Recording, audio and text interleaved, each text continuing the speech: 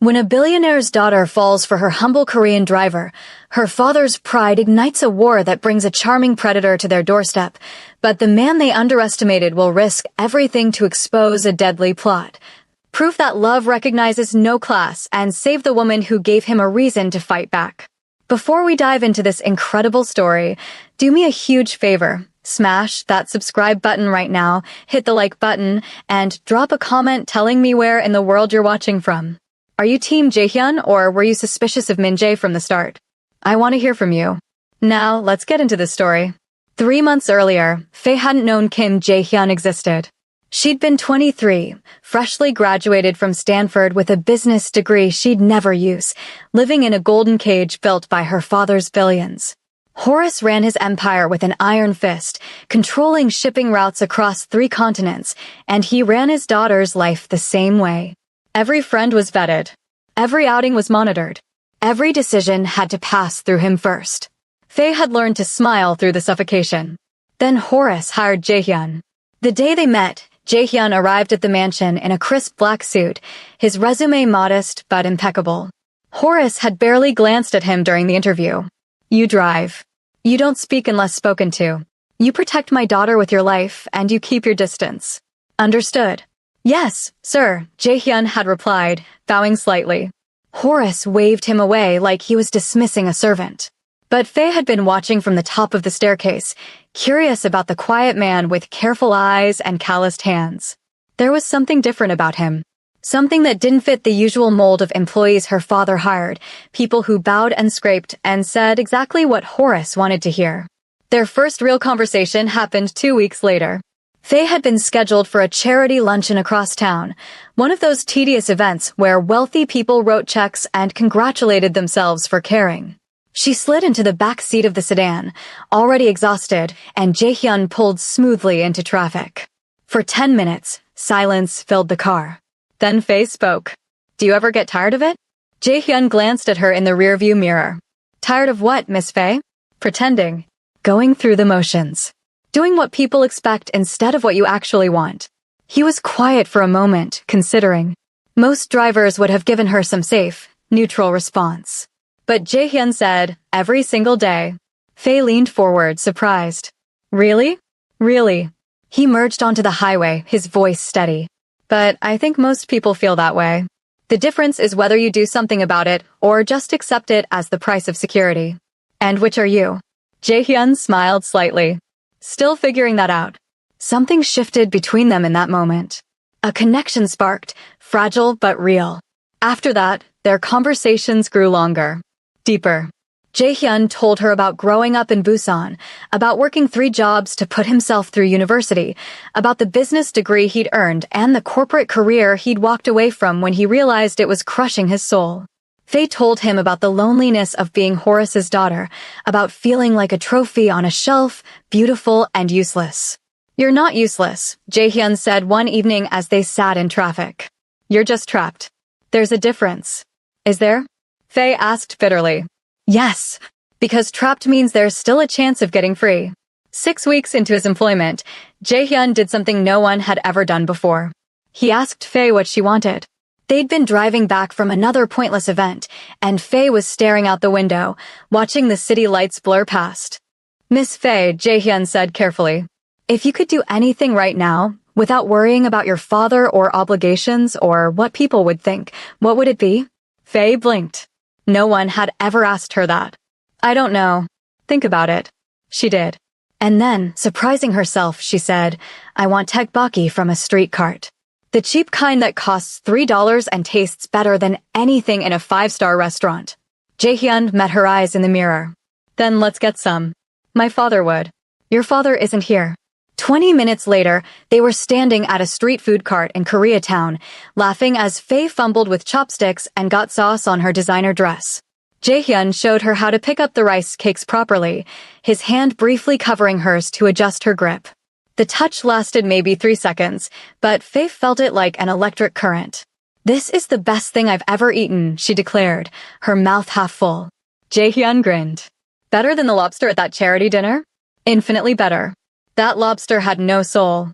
This has soul. You're ridiculous. You're smiling. He was. And Faye realized she was too, genuinely happy for the first time in months. They started sneaking out regularly after that. Quick detours on the way home from events. Late-night drives when Faye couldn't sleep and would text Jaehyun to meet her at the side gate. They'd park overlooking the city and talk for hours about everything and nothing. Faye learned that Jaehyun loved classical music but had never been to a symphony because tickets were too expensive growing up. She learned that he read philosophy books and could quote Marcus Aurelius from memory. She learned that he'd turned down a six-figure job offer because it would have meant compromising his values. Jaehyun learned that Faye wanted to open a foundation for underprivileged students, but her father had dismissed the idea as a waste of time. He learned that she could speak 4 languages, but had never been allowed to travel alone. He learned that beneath the polished exterior was someone achingly real, desperate to break free. One night, parked on a cliff overlooking the ocean, Faye turned to him and said, "I think I'm falling for you." Jaehyun's hands tightened on the steering wheel. "Miss Faye. Just Faye. Please. When it's just us, can I just be Faye?" He looked at her, really looked at her, and she saw the war happening behind his eyes. The part of him that wanted to pull her close fighting the part that knew how impossible this was. "This can't work," he said quietly. "Your father would destroy me." "I don't care." "You should. I'm nobody. I drive cars for a living." I'm a person," Faye interrupted. "Just like you. And I'm so tired of pretending that the things that make me happy don't matter." Jaehyun reached across the console and took her hand. His thumb traced gentle circles on her palm. "You matter to me. More than you should. More than is safe. Then let's be unsafe." They sat there in the dark, hands intertwined, both of them knowing they were about to cross a line that couldn't be uncrossed. "One chance," Jaehyun finally said. "If this gets too complicated, if it puts you in danger, I walk away. Deal?" Deal. They were lying to themselves, and they both knew it. Neither of them would be able to walk away now. For 3 beautiful, stolen months, they existed in secret. Faye had never been happier. She glowed in a way that made the household staff whisper and smile. Even her father noticed, though he attributed it to maturity rather than the truth. Jaehyun was careful. Always professional in public. Always maintaining proper distance when others were watching. But in private, in those stolen moments, he looked at Faye like she was the answer to every question he'd ever asked. They were in love. Completely, recklessly, impossibly in love. And then Horace saw them holding hands outside the mansion, and everything shattered. The next morning, Faye was summoned to her father's study. She found him standing by the window, his back rigid with fury. He didn't turn around when she entered. "Sit down." Faye sat, her stomach churning with dread. "I saw you last night," Horace said, his voice dangerously calm. "With the driver." Faye's mouth went dry. "Father." He whirled around, and the rage on his face made her flinch. Don't you dare try to explain this to me. My daughter, sneaking around with a help like some cheap romance novel. Do you have any idea how humiliating this is? It's not like that. Then what is it like, Faye?" Horace slammed his hand on the desk. "Are you sleeping with him? That's none of your business. Everything you do is my business. I built this empire so you could have the best of everything, so you could marry someone worthy of our name, and you repay me by throwing yourself at a man who drives cars for a living." Faye stood up, her own anger finally breaking through. "Jaehyun is worth 10 of anyone you'd pick for me. He's kind and intelligent, and he actually cares about what I want. He's a driver." Horace roared. "He's nothing. And the fact that you can't see that proves how foolish you've become. You're the one who's foolish if you think money and status are all that matter." Horace's face went cold. "You will end this. Today. Or I will end it for you. You can't control who I love. Watch me." An hour later, Jaehyun was called to the study. Faye tried to follow, but Horace had 2 security guards physically bar her from entering. She pressed her ear to the door, heart pounding. "Do you know why you're here?" she heard her father ask. "I can guess, sir." Jaehyun's voice was calm, steady. "Then you know this ends now. Whatever delusion my daughter has about you, it's over. With respect, sir, Faye is an adult. She can make her own choices." The sound of something hitting would made Faye jump. When Horace spoke again, his voice dripped with contempt. "Let me make something clear to you. You are an employee. Easily replaceable. Utterly insignificant. The only reason I'm not having you arrested for taking advantage of my daughter is because I don't want the scandal. But if you ever speak to her again, if you ever so much as look at her, I will destroy you so completely that you'll wish I'd just killed you instead. Silence. Then Jaehyun said quietly, "Is that all, sir?" No, the sound of a drawer opening. Bills rustling. "This is $50,000. Take it. Disappear. Find a new city, a new life. Or don't take it, and I'll make sure you never work again. Your choice." More silence. Faye held her breath. "I don't want your money," Jaehyun finally said. "Everyone wants money. Don't be stupid." "I'm not. But I also know that some things can't be bought." Horace laughed, cruel and mocking. How noble. How incredibly naive. "Fine. Refuse the money. But you're fired. Pack your things and get out of my house. And if I find out you've contacted Faye, the consequences will be severe. Do you understand?" "Perfectly, sir." Footsteps approached the door. Faye barely had time to step back before it opened and Jaehyun emerged. His face was carefully blank, but she saw the tension in his jaw, the way his hands were clenched into fists. Their eyes met for just a second. In that second, Faye saw everything he couldn't say. Then Horace appeared in the doorway. Faye. Inside. Now. She wanted to run after Jaehyun. Wanted to scream that this wasn't over, that her father couldn't win. But the security guards were still there, and Horace was watching her with cold calculation. She stepped into the study. Horace closed the door. "That's done. Now we're going to discuss your future. The correct future. Not this foolishness. You had no right. I had every right. I'm your father. And I'm trying to protect you from making the biggest mistake of your life. The biggest mistake of my life is listening to you." Horace's hand shot out and gripped her arm. Not violently, but firm enough to make his point. "You think you love him. You think this is some fairy tale where the princess runs off with the stable boy and lives happily ever after. But real life doesn't work that way, Faye.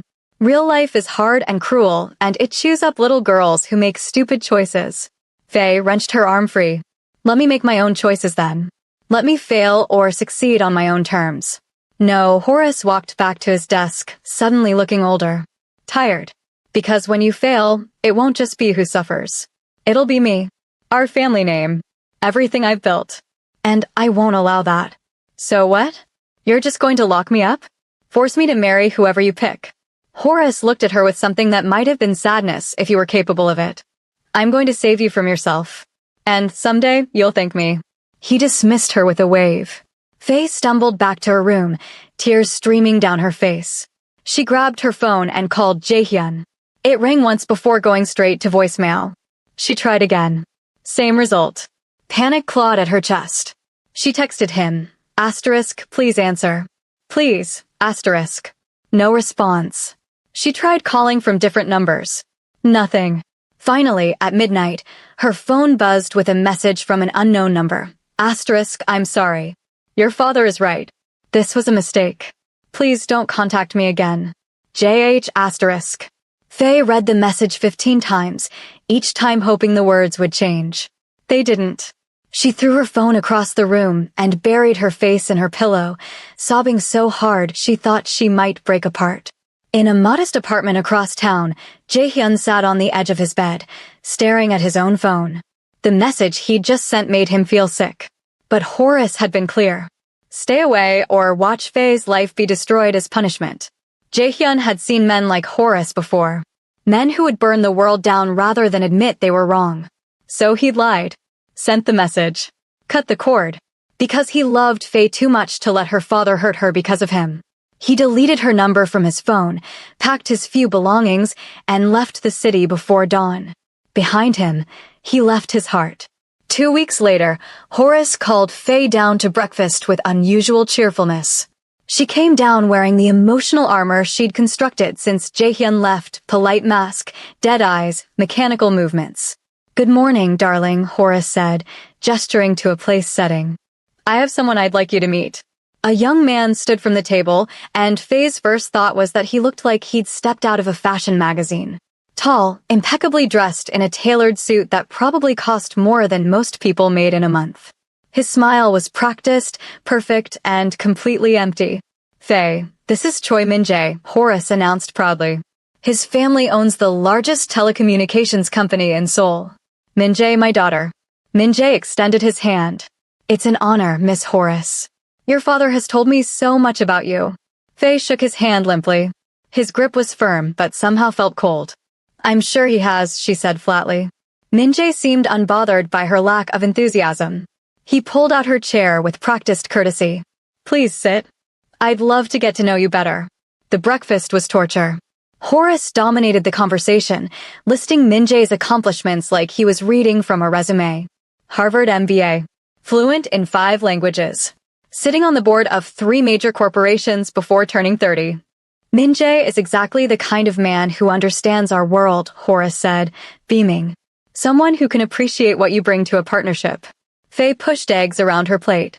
I'm not looking for a partnership.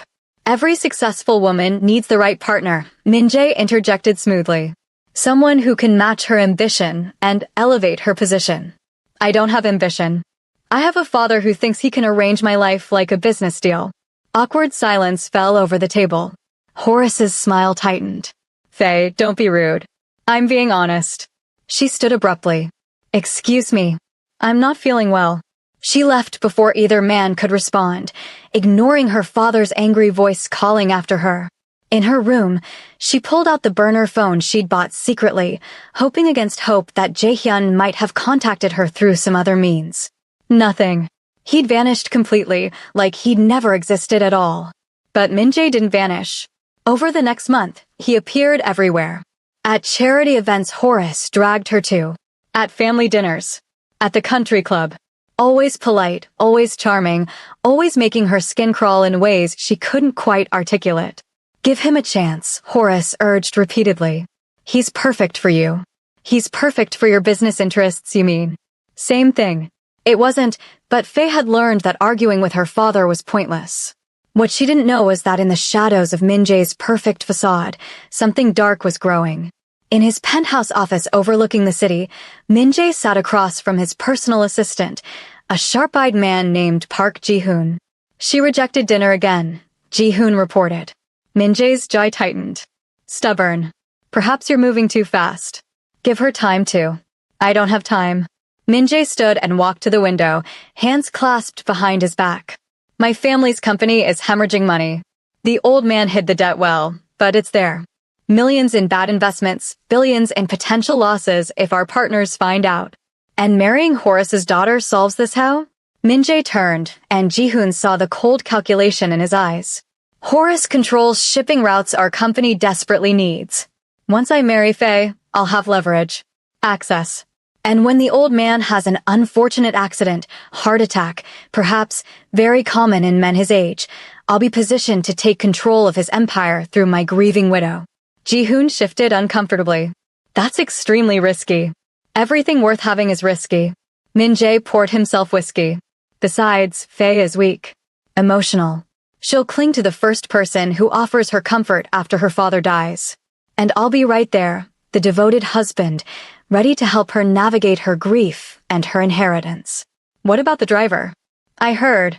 The driver is gone. Horace made sure of it. Faye is vulnerable right now, which makes her perfect. Min-jae drained his glass. I'll court her properly for another month. Then I'll propose. Horace will accept on her behalf if necessary. The wedding will happen within 6 months, and within a year, I'll own everything Horace built. And if Faye refuses? Min-jae smiled, and it was the smile of a predator. Then we'll have to convince her another way. While Min-jae plotted, Jae-hyun was trying to rebuild his life 200 miles away in Sacramento. He'd found work at a corporate consulting firm, using his business degree for the first time in years. The money was good. The work was meaningless. Every night, he stared at his phone, fighting the urge to call Faye. To explain. To beg forgiveness for the lie he'd sent. But Horace's threat echoed in his mind. Stay away or watch her suffer. So he stayed away and suffered instead. He didn't know that Faye was drowning. That she spent most nights crying into her pillow. That she'd lost 15 pounds because food tasted like ash.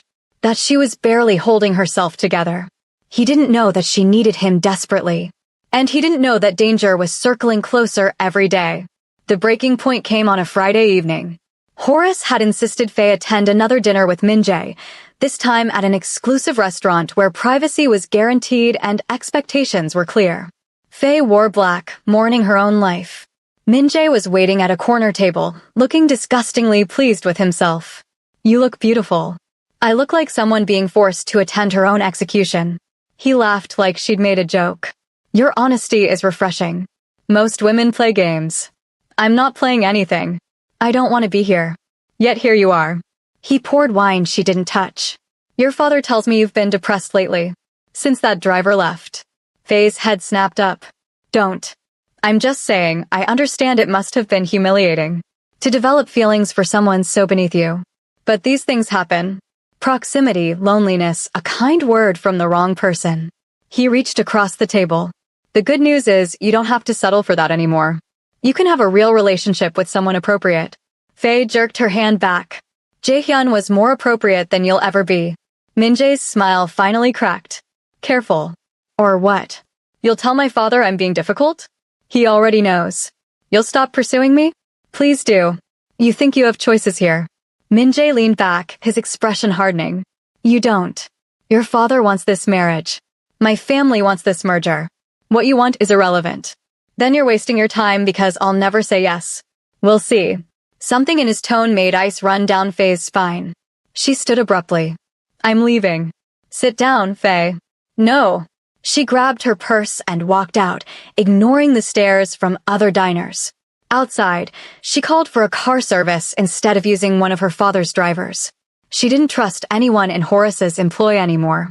The car arrived quickly. She slid into the back seat, gave her address, and closed her eyes.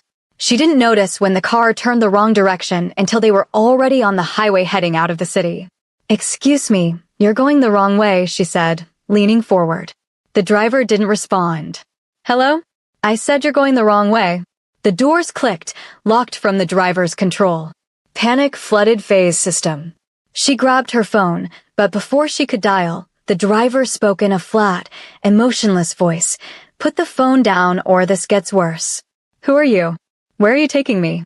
"Somewhere quiet. Don't make this difficult." Faye's hands shook as she weighed her options. Jump from a moving car on the highway? Fight a man twice her size? Scream for help no one would hear? She tried calling anyway. The driver pulled over hard, got out and wrenched open the back door. He grabbed the phone from her hand and crushed it under his heel. "I warned you," he said coldly. He zip-tied her wrists and ankles before she could react, then duct-taped her mouth. Tears streamed down Faye's face as he returned to the driver's seat and pulled back onto the highway. They drove for an hour. Maybe two. Faye lost track of time, lost in waves of terror. Finally, they stopped at what looked like an abandoned warehouse. The driver hauled her out and carried her inside despite her attempts to struggle. He dumped her in a small, windowless room with a single chair. "Someone will bring you food and water," he said. "Don't do anything stupid." The door slammed shut. A lock clicked. Faye was alone in the dark, trapped, terrified, and completely helpless. Meanwhile, at the mansion, Horace was receiving a visitor.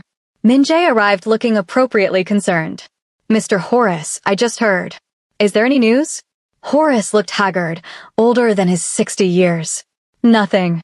She left the restaurant, got in a car, and vanished. "The police are investigating, but they have no leads." "This is terrible. Faye is such a sweet girl." To think someone would, Min-jae shook his head. "Is there anything I can do?" "Anything at all. Unless you can find my daughter, no. I have resources. Private investigators. Let me make some calls. We'll find her." Horace gripped Min-jae's shoulder. "Thank you. If she were here, I know she'd appreciate your concern." "I care about Faye deeply, sir. I was hoping, after tonight, to ask your permission to propose. Now I just want her back safely." Horace's eyes actually misted. "You're a good man, Min-jae. Exactly the kind of person Faye needs. I was wrong to let that driver anywhere near her. If I'd been more careful, if I'd protected her better, this never would have happened." Min-jae made sympathetic noises while inside. He smiled. Everything was going exactly according to plan. Back in Sacramento, Jaehyun was working late when his phone rang. Unknown number. He almost didn't answer, but something made him pick up. "Is this Kim Jaehyun?" A woman's voice, unfamiliar. "Who's asking?" My name is Diana. I work as a housekeeper for the Horace family. You don't know me, but I know you. I know what happened with Faye. Jaehyun's heart stopped. What about her? She's been kidnapped. Taken 3 hours ago. The police are involved, but they're not telling anyone the whole truth. What truth? That Horace received a ransom demand, but it doesn't make sense. The kidnapper isn't asking for money. They're asking for Horace to publicly announce Faye's engagement to Choi Min-jae. The pieces clicked into place with horrifying clarity. Min-jae took her. I can't prove it, but yes, I think so. And I think he's going to hurt her if Horace doesn't comply. But you should also know something else. Min-jae has been telling people at the house that once he marries Faye, Horace won't be around much longer. He talks about it like it's inevitable. He's planning to kill Horace. I believe so. Why are you telling me this? Diana's voice softened. Because I've watched Faye these last 2 months. I've seen her cry herself to sleep every night. I've seen her waste away missing you. Whatever Horace told you, whatever threat he made, Faye loves you. And right now, she needs someone who actually gives a damn about her to save her life. Jaehyun was already grabbing his keys. Where is she? I don't know. But I know Min-jae owns properties all over the state. Warehouses, storage facilities, investment properties. I can get you a list. Send it to this number. I'm on my way. Mr. Kim, be careful. Min-jae is dangerous. So am I when someone threatens the woman I love. He hung up and headed for his car, his mind already racing through possibilities. 3 hours later, Diana's list came through. 15 properties. Too many to search quickly, but Jaehyun had spent years in corporate strategy. He knew how to narrow options. He cross-referenced Min-jae's properties with locations far enough from the city to avoid attention, but close enough for quick access. That eliminated 8. He removed properties with active leases or employees on site. Down to 4. He called in a favor from an old friend who worked in digital security. Within an hour, they'd hacked traffic cameras and found footage of a black sedan matching the description of Faye's car heading east on the highway. 2 properties left. Jaehyun chose the abandoned warehouse based on pure instinct and started driving. He arrived just before midnight. The building looked deserted, but fresh tire tracks in the dirt told a different story. Jaehyun parked a quarter-mile away and approached on foot. Years ago, before he'd walked away from corporate life, he'd done a stint in the Korean military. Those skills came back now as he moved silently through the shadows. He found a side entrance, lockpicked it with tools he'd grabbed from his car, and slipped inside. The warehouse was maze-like, full of old equipment and storage containers. Jaehyun moved slowly, listening. Then he heard it. A muffled sound. Almost like crying. He followed the noise to a locked door. Faye, he whispered. The crying stopped. Frantic thumping against the door. Hold on. I'm getting you out. The lock was industrial strength. Jaehyun looked around and found a crowbar among the equipment. It took 3 tries, but the door finally splintered open. Faye was on the floor, wrists and ankles bound, tape over her mouth. Her eyes went wide when she saw him. Jaehyun was next to her in seconds, carefully removing the tape and cutting the zip ties with a utility knife. You're safe, he murmured. I've got you. You're safe. The moment she was free, Faye threw herself into his arms, sobbing so hard her whole body shook. I thought I'd never see you again, she gasped between sobs. I thought you hated me. Never. God, Faye, never. I'm so sorry. I'm so sorry I left. Your father threatened to destroy your life if I stayed, and I was too much of a coward to fight him. You came back. Of course I came back. Did you really think I could stay away when you needed me? They held each other for a long moment. Then Jaehyun pulled back. We need to move. Whoever took you might come back. It was Min-jae. It had to be. He said things at dinner about how I didn't have choices, how this marriage was happening whether I wanted it or not. I know. And I think he's planning to kill your father once he gets access to the company. Faye's face went white. We have to warn him. We will. But first we get you somewhere safe and we get proof. What kind of proof? A confession. Jaehyun pulled out his phone and handed it to her. Call Min-jae. Tell him you'll agree to marry him if he lets you go. Sounds scared. Desperate. Get him to admit what he's done. He's too smart for that. Maybe. But he's also arrogant. Arrogant people make mistakes when they think they've won. Faye took the phone with shaking hands and dialed Min-jae's number. He answered on the second ring. Hello. He sounded surprised. It's Faye. She let her voice crack. Please let me go. A pause. Then Minjae's voice, smooth as oil. Faye. I'm so relieved to hear from you. Where are you? Are you hurt? You know exactly where I am. You put me here. I don't know what you're talking about. I've been with your father all evening, helping search for you. Stop lying. I know it was you. I know everything, the kidnapping, the plan to marry me, the plan to kill my father. Minjae's tone changed, humor creeping in. Those are serious accusations. Do you have proof? I don't need proof. I know. Knowing and proving are very different things, Faye. And right now, the only thing you can prove is that you're missing, and I'm the concerned suitor helping your father find you. So let me make this simple.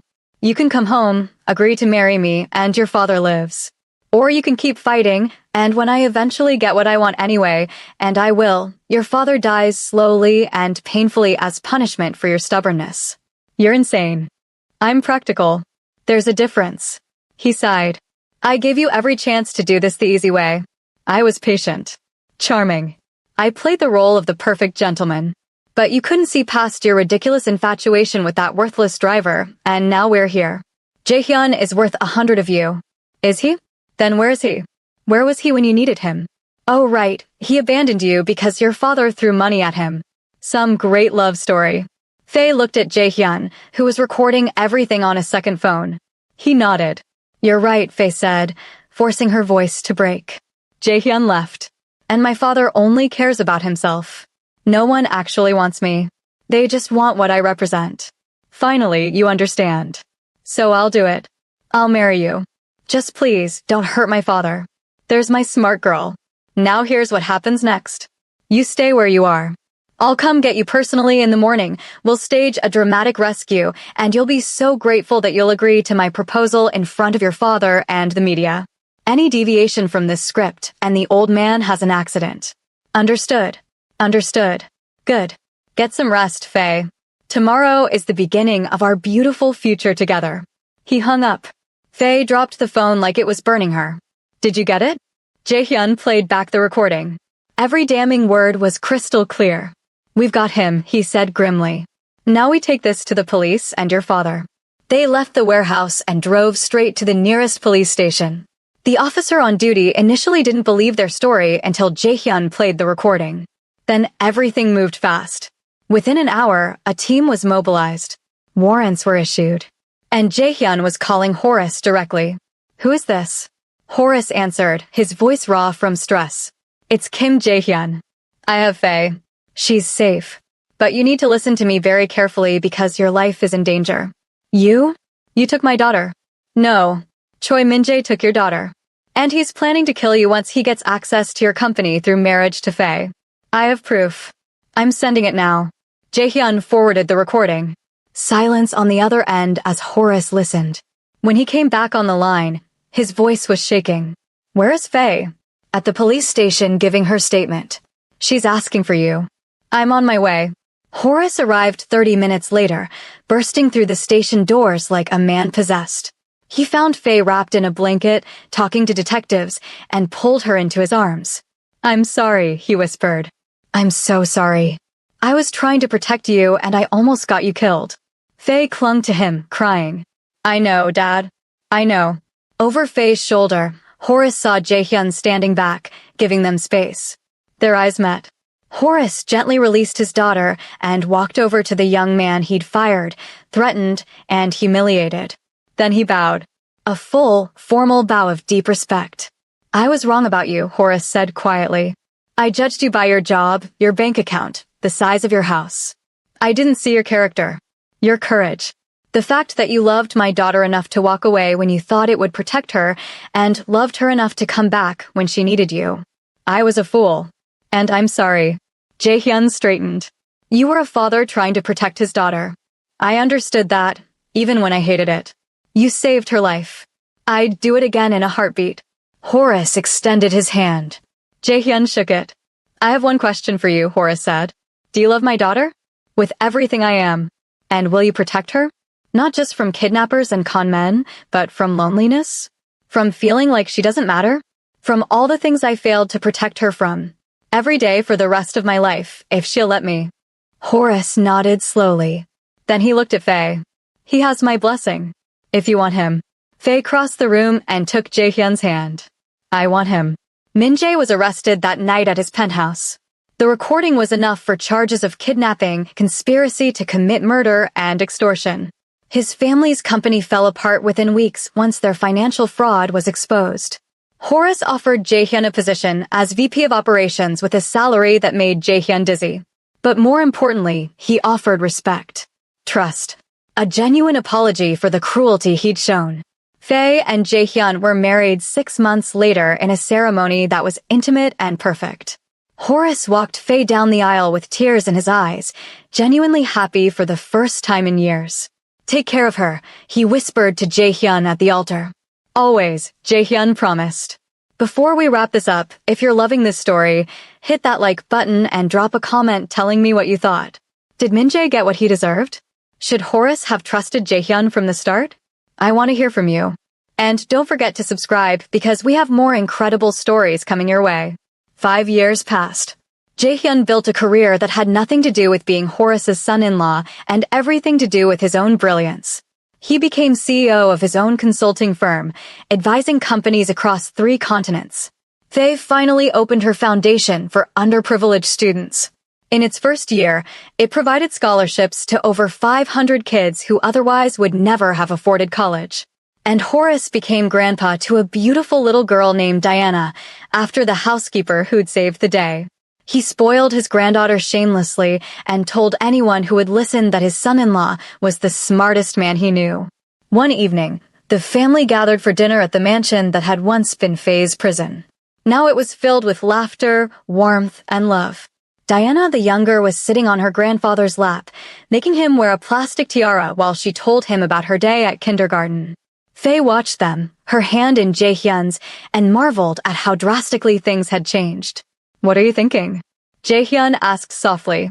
That I almost lost all of this because my father was too proud and I was too scared. But you didn't. We fought for it. We did. She squeezed his hand. Thank you for not giving up on me. Even when I thought you had. I could never give up on you. You're my whole world. Across the table, Horace caught the exchange and smiled. He'd spent so many years measuring worth in dollars and power. He'd almost sacrificed his daughter's happiness on the altar of status. But he'd learned, changed, grown. Love, he discovered, didn't follow the rules of class or economics. It created its own value, its own legacy. And that legacy was sitting at his table, thriving and beautiful. Later, as everyone said their goodbyes, Horace pulled Jaehyun aside. I never thanked you properly, he said. For saving my daughter. For loving her. For being a better man than I was. Jaehyun smiled. You're a pretty good man yourself now, you know. I'm trying. It's harder than it looks, being humble. Tell me about it. They laughed, and in that moment, the last of the old wounds healed. Outside, under the stars, Faye stood with her daughter in her arms, watching the city lights twinkle below. Mommy, tell me the story again, Diana pleaded. Which story, sweetheart? How you and Daddy fell in love. Faye smiled. Once upon a time, there was a girl who lived in a golden cage. She had everything money could buy, but nothing that actually mattered. Then one day, a brave and kind man became her driver, and he showed her what it meant to truly live. Her father didn't approve because the man wasn't rich or powerful. But the man loved the girl anyway, even when loving her was dangerous. And when she needed him most, he crossed mountains to save her. And they lived happily ever after? They did. Because they chose each other every single day, no matter what anyone else said. Diana yawned. I want a love like that someday. You will, baby. And when you find it, don't let anyone tell you it's not good enough. Love doesn't follow rules about money or status. Real love just is. Jaehyun joined them on the balcony, wrapping his arms around his wife and daughter. Bedtime for little princesses, he announced. But I'm not tired. Yes, you are. As they walked inside together, a family built on courage and second chances, the city stretched out below them, full of possibility. Love had won. Not because it was easy or safe or approved by society, but because 2 people had been brave enough to fight for it. And in the end, That bravery had created something far more valuable than any fortune. It had created home. Thank you so much for watching this story. If you made it to the end, you're amazing and I appreciate you so much. Drop a comment and let me know what part hit you the hardest. Was it when Jaehyun rescued Faye? When Horace finally apologized? When Minjae got arrested? Tell me everything. And don't forget to like this video and subscribe to the channel. We've got so many more incredible stories coming your way. Until next time, remember that real love is worth fighting for. See you in the next one.